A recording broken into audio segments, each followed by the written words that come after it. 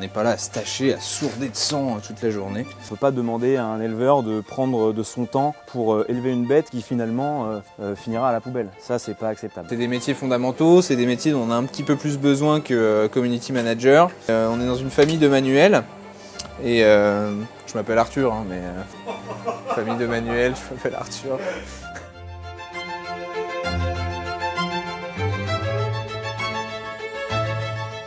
Bonjour, je m'appelle Arthur. Victor On est artisan boucher. et Frangin. Et aujourd'hui, on va vous montrer pourquoi ça, c'est de la merde. Et pourquoi ça, c'est ce qu'il faut acheter chez vos artisans bouchers.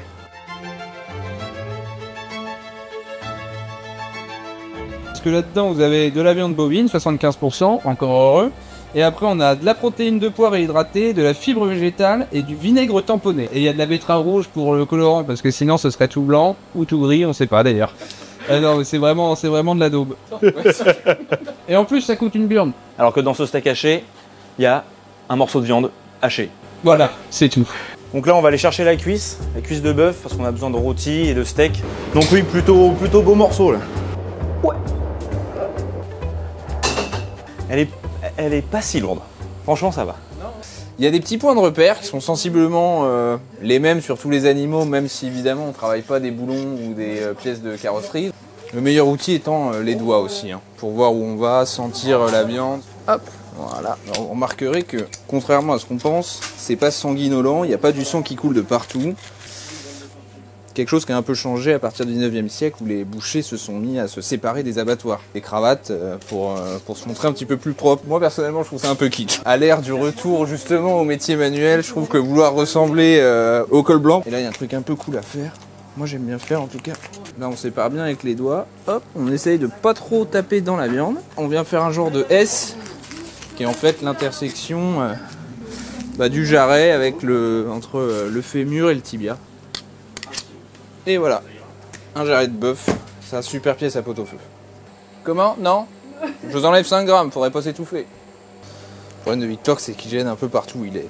Nous, en boucherie française, la grosse particularité, c'est qu'on essaye vraiment de démonter les pièces de manière très chirurgicale, de suivre la séparation naturelle des morceaux.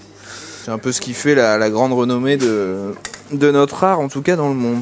Après, c'est pas pour être chauvin, mais d'être un peu les meilleurs, quoi. Donc là on avait une cuisse qui faisait pas loin de 80-90 kg et on continue à démonter les morceaux. Nous on part d'un énorme produit brut pour avoir plein de petits produits finis. Là on est à Colto, à moins de 15 km de Pont-Audemer, donc de la boucherie. On est chez Philippe, l'éleveur du coin, par lequel je passe pour choisir les bêtes. Salut Philippe, tu vas bien? Donc c'est la 2136, tu vois, la Dibal qui est ici. Une belle génisse de 3 ans. Alors là, elle devrait faire 480 kg de viande, je pense, hein. Pas arriver avant. Faut avoir bien en tête qu'on travaille, ça a été vivant. Avoir un steak dans l'assiette, c'est pas simplement avoir un morceau de bidoche à manger. Faut pas oublier que ça vient d'un animal vivant.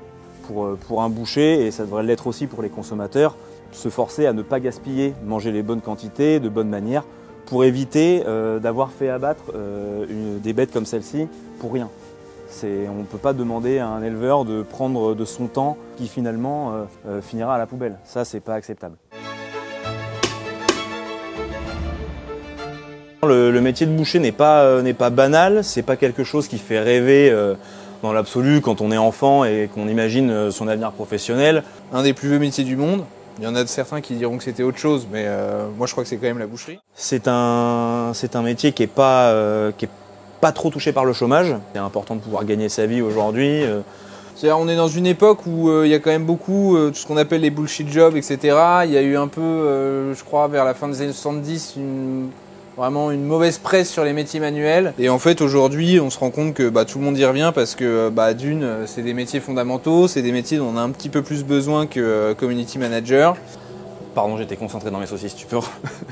Mon travail va faire plaisir à tous mes clients qui vont tous passer un moment agréable à table le jour même ou le lendemain. Avant, j'étais gestionnaire forestier. Quand j'étais forestier, je voyais 3 personnes par an. Aujourd'hui, j'en vois 150 par jour. Moi, à la base, j'étais en licence d'histoire. Et à la fin de la licence, je me suis dit, c'est cool, mais tu vas pas avoir de boulot, en fait. Et puis, j'avais envie de savoir faire quelque chose de mes mains. On est dans une famille de manuels. Et je m'appelle Arthur, hein, mais... famille de Manuel, je m'appelle Arthur. Sans éleveur et sans boucher, il n'y a pas de bœuf bourguignon, il n'y a pas de blanquette, il n'y a pas de poule au pot. Il me semble, je sais plus si ça a été fait, mais il y avait un mec, un petit jeune boucher qui voulait faire inscrire justement la boucherie française au patrimoine mondial immatériel de l'UNESCO. C'est un savoir-faire français qui a besoin d'être valorisé, d'être encouragé même, je dirais.